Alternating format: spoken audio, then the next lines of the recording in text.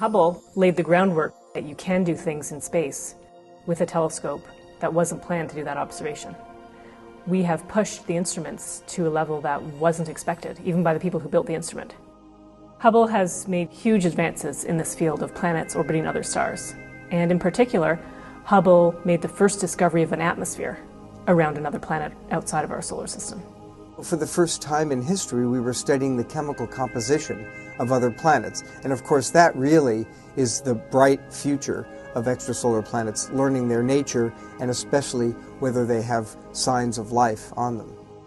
If there were no Hubble, we would have known from some of these repetitive measurements on the ground that there are planets orbiting other stars, but most of the ones known would be very close into the star, closer than Mercury is to the Sun, which means that they're very hot planets, not places you'd care to visit.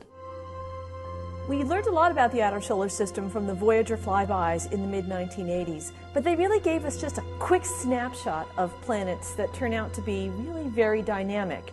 Hubble has provided some of the most spectacular imaging of outer planets that we've been able to get, aside from sending a spacecraft there.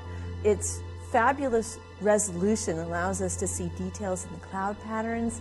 It allows us to study the moons and the ring systems of these outer planets with unprecedented detail.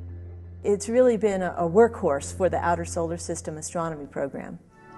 We know that the galaxy is there based on a ground-based picture, but it's a blob. Hubble is able to take pictures of the galaxy, and not only a single picture, but sharp pictures at a whole bunch of different wavelengths. And every wavelength has a different story to tell.